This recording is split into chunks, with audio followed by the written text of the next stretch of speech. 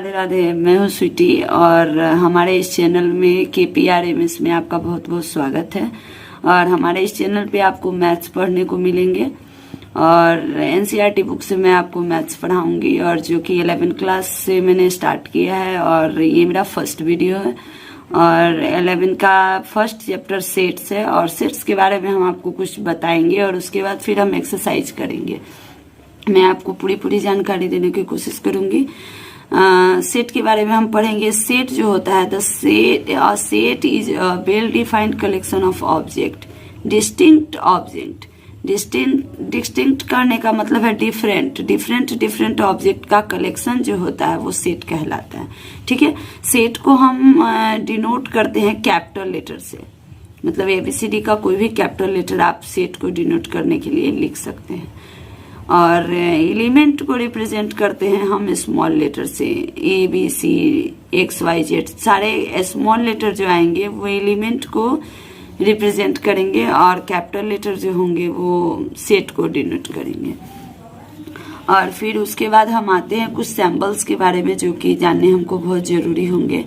और यहाँ पे आप देख रहे हैं कि यहाँ पे लिखा हुआ है A belongs to A, तो द ग्रीक सैम्बल एप्सिलॉन बोलते हैं इसको, एप्सिलॉन। ये जो सैम्बल आप देख रहे हैं ये ग्रीक से लिया हुआ सैम्बल है। और इतनी बड़ी बात को कहने के लिए एक छोटी सी सैम्बल लगा देंगे A और स्मॉल a और कैपिटल A के बीच में, तो हमारा काम खत्म हो जाएगा। जैसे कि हमने वर्ड में लिखा है A belongs to A, लेकिन अगर इसी बात को हम अगर ऐसे लिख देंगे A belongs to A, तो इस चीज को ये एप्सिलॉन लग जाने के बाद हम समझ जाते हैं कि ये A belongs to A कह रहा है। ठीक है, और अगर इस एप्सिलॉन को हम अगर ऐसे कट कर देते हैं तो ये हो जाता है does not belongs to A, मतलब ये A जो है ये कैपिटल लेटर के A में बिलोंग्स नहीं कर रहा है। तो एप्सिलॉन पढ़ते हैं इसको और इतनी बड़ी बात को हम छोटे में ऐसे लिख सकते हैं A belongs to A। ठीक है, तो हम आते हैं आप एग्जाम्पल पे। P of prime factors of 30, मतलब P जो है वो प्राइम फैक्टर से किसका, 30 का P जो है प्राइम फैक्टर से। 3 belongs P but 15 does not belongs to P, मतलब P जो है वो 30 का प्राइम फैक्टर से, 3 जो है बिलोंग्स कर रहा है P में, बट 15 जो है वो 30 में P में बिलोंग्स नहीं कर रहा है। तो इस तरीके से हम यहाँ पे एग्जाम्पल के तौर पे आपको कुछ समझाने की कोशिश की है। अब आते हैं यहाँ पे सेट का जो रिप्रेजेंट करने का मेथड है वो उसका 2 मेथड है। 2 methods of representing a set. पहला मेथड है रोस्टर और इसी का दूसरा नाम है टैबुलर फॉर्म। इसको सेट को हम इस तरीके से रिप्रेजेंट करते हैं, स्मॉल ब्रैकेट मिडिल ब्रैकेट से, दोनों साइड मिडिल ब्रैकेट लगा देते हैं, तो हम जान जाते हैं कि ये रोस्टर फॉर्म में आ रहा है। 2 method of representing a set, 1 roster और टैबुलर फॉर्म, 2 सेटबुलर फॉर्म। पहला हम आपको रोस्टर फॉर्म के बारे में कुछ बताना चाहेंगे। Roster form an element is not generally repeated, मतलब रोस्टर फॉर्म में जो एलिमेंट है वो रिपीटेड नहीं होते हैं। All the elements are take as distinct, मतलब कि डिस्टिंक्ट का मतलब होता है डिफरेंट, और रोस्टर फॉर्म में जो एलिमेंट आते हैं वो डिफरेंट होते हैं, मतलब कि रिपीटेड एलिमेंट नहीं आते हैं। हम आपको एग्जांपल की जगह बता रहे हैं। यहाँ पे स्कूल लिखा हुआ है, तो स्कूल का अगर हम रोस्टर फॉर्म में यहाँ पे लिखे तो SCHOL, यहाँ पे रिपीटेड है वो, लेकिन हम रोस्टर फॉर्म में लिख रहे हैं तो इसको O को हम 2 बार नहीं लिख सकते, एक ही बार लिख सकते हैं। तो हम यहाँ पे रिपीट को हटा के एक बार वो कर दिए। इसी तरीके से अगर हम दूसरा भी लिखना चाहेंगे तो हम H को पहले करके OLCS किसी भी तरीके से लिख सकते हैं, आगे कर दे या पीछे कर दे, नंबर वाइज करे या मतलब उल्टा सीधा भी कर दे, लेकिन रिपीटेड नहीं होना चाहिए। रोस्टर फॉर्म का एक भी मतलब कि रूल हमको दिखाया जा रहा है कि यहाँ पे रिपीटेड एलिमेंट्स नहीं आने चाहिए और ये हमेशा मिडिल ब्रैकेट से लॉक होने चाहिए। तो हाँ, रोस्टर फॉर्म के बारे में हमने आपको बताया। और इसका नेक्स्ट टर्म जो है सेटबुलर फॉर्म है, जो कि हम आपको आगे बताएंगे यहाँ पे। और सेटबुलर फॉर्म में जो होता है वो सेटबुलर फॉर्म के लिए पहले कुछ नोटेशन है। यहाँ पे नोटेशन है, इसको साइन ऑफ क्लोन करते हैं।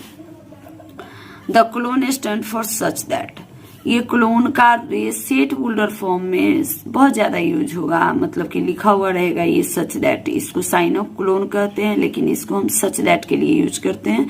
जैसा कि हमने एग्जाम्पल में यहाँ लिखा है, x such that X is a natural number, इसको हम यहाँ पे पढ़ के बताएंगे आपको। The set of all x such that X is a natural number, मतलब इतनी सी बात को हम इस तरीके से रीड करेंगे, लिखने का हम इस तरीके से लिख दिए और साइन यहाँ पे लगा दिए। इस साइन का मतलब हम पढ़ जाएंगे कि ये सच दैट है। The set of all x such that X is a natural number. फिर ये दूसरी बात जो हमने लिखी है, ये लिखा हुआ है ए 3 less than x less than 10, इसको हम पढ़ते हैं x lies between 3 and 10। X जो है वो 3 और 10 के बीच में लाइज है, मतलब कि पाया जा रहा है। ठीक है, तो यहाँ पे हमने कुछ पढ़ा है, the number 4, 5, 6, 7, 8, 9 are element of a set, मतलब सेट ए में जो एलिमेंट है वो नेचुरल नंबर का है। तो सेट ए में जो नेचुरल नंबर का एलिमेंट है वो क्या हो सकता है, 4, 5, 6, 7, 8। नेचुरल नंबर में जितनी एलिमेंट आते हैं वो सब है इस सेट में।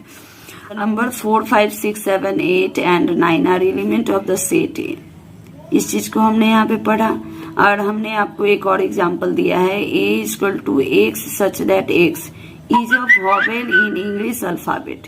इंग्लिश अल्फाबेट के जो भी वॉवेल लेटर हैं, जो भी वॉवेल हैं, वो इस सेट में हैं। तो यहाँ पे ए सेट आता है और इसके एलिमेंट है ए ई आई ओ you, A E I O you. तो ये सब जो है सेट ए के एलिमेंट। तो हमने आपको यहाँ पे सेट बिल्डर फॉर्म के बारे में कुछ एग्जाम्पल से समझाने की कोशिश की, और अब हम आपको इम्पोर्टेंट सैम्बल के बारे में कुछ बताना चाहेंगे। जो इम्पोर्टेंट सैम्बल सेट में काफी यूज होंगे, आगे क्वेश्चन में भी हमको बनाने के लिए मिलेगा। तो जहाँ पे एन लिखा हुआ रहेगा, कोई अगर सेट दिया है एन, तो एन का मतलब है the set of all natural numbers. Z दिया हुआ है तो the set of all integers, Z का मतलब होता है set of all integers. Q दिया हुआ है तो the set of all rational numbers. R मतलब the set of all real numbers. Z plus दिया हुआ है, अगर यहाँ पे आपको जेड प्लस ऐसा कुछ यहाँ पे नोटेशन लिखा हुआ मिलेगा, तो उसका मतलब है कि the set of positive integers. मतलब इस जेड प्लस अगर आपको डायरेक्ट लिख के कहीं दे दिया है, तो इसका मतलब है इसमें जो इंटीजर्स आएंगे वो पॉजिटिव इंटीजर्स आएंगे, नेगेटिव इंटीजर्स नहीं आएंगे।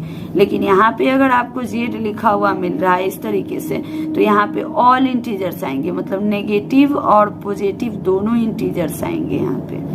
ठीक है, लेकिन अगर जेड प्लस दिया हुआ है तो set of all positive integers, इसमें नेगेटिव नहीं आएंगे।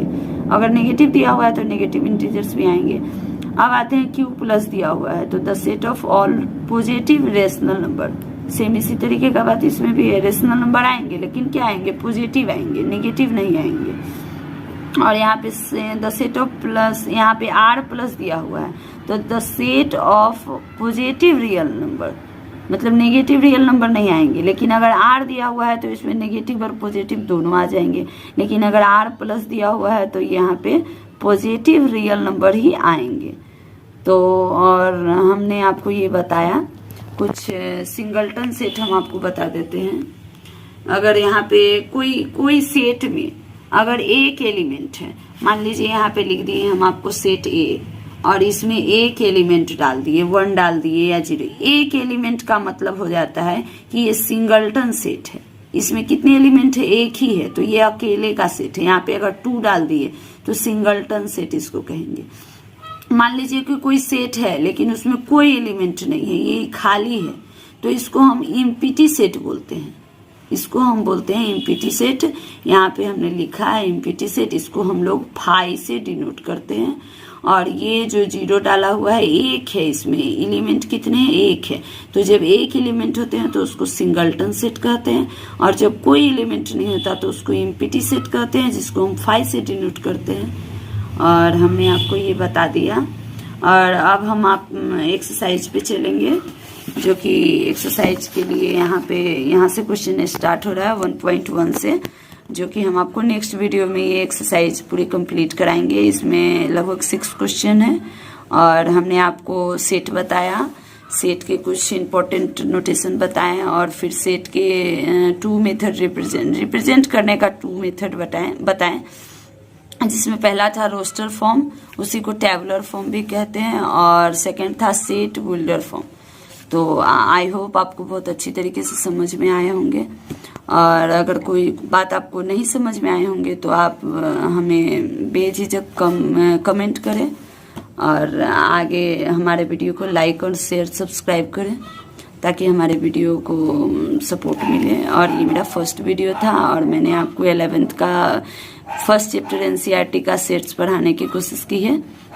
अगले दिन हम आपको नेक्स्ट वीडियो में एक्सरसाइज का क्वेश्चन कराएंगे।